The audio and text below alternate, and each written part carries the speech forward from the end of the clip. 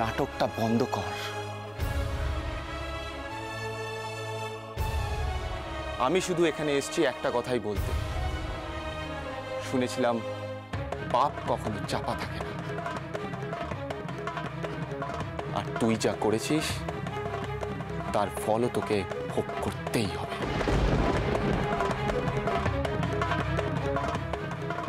তৈরি থাকিস।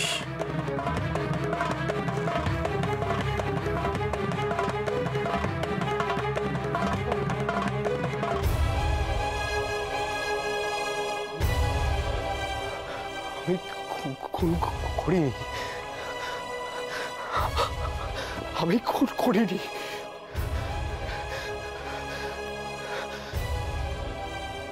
ছাড়ো, ছাড়ো।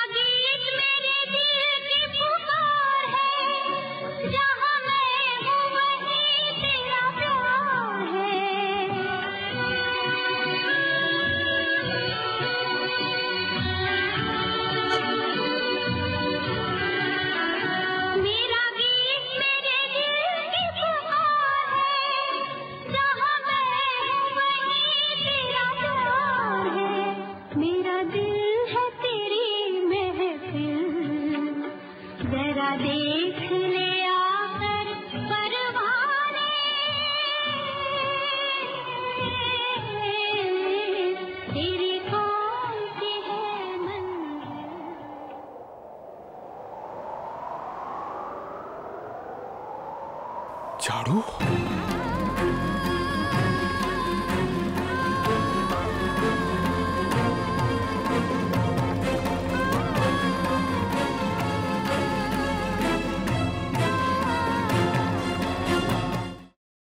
আমি এই সব কিছু বন্ধ করতে পারি, কিন্তু একটা শর্তে। তোমাকে আর দুর্গাকে আমাকে ছুঁয়ে কথা দিতে হবে এর সাথে তোমরা কোনো যোগাযোগ আর রাখবে না। শোনো, আমরা এখনো তোমার মতন এতটা পাথর হয়ে যায়নি। তোমাকে ছুঁয়ে আমি এত বড় কথাটা, এটাই আমার শেষ কথা তোমাকে। দাদা ভাই, পুতুলটা না দিয়ে এসেছি। আস্তে, একেবারে বজরংবলী আন্টির হাতে দিয়েছো তো?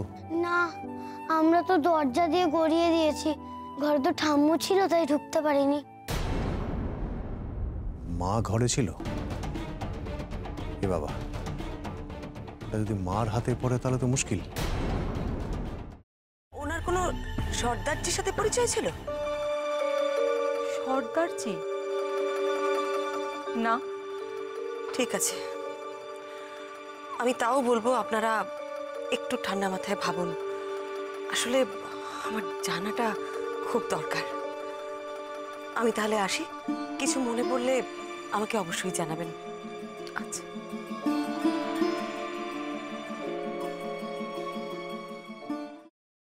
ফ্রাইং প্যানে Emami healthy and tasty refined rice bran oil গরম করে তাতে গোটা কালো সর্ষে আর কারি পাতা ফোড়ন দিয়ে ওর মধ্যে একে একে টমেটো কুচি, বাঁধাকপি বাটা, নুন, হলুদ গুঁড়ো, শুকনো লঙ্কা গুঁড়ো আর সামান্য চিনি দিয়ে ভালো করে কষিয়ে নিয়ে ওই মিশ্রণে কুড়িয়ে বেটে রাখা নারকেল, পাকা লঙ্কা কুচি আর কারি পাতা দিয়ে ভালো করে নাড়াচাড়া করে নামিয়ে নিয়ে নারকেলের স্লাইস, পাকা লঙ্কা স্লাইস আর কারি পাতা দিয়ে সাজিয়ে সার্ভ করুন বাঁধাকপির ঝাল।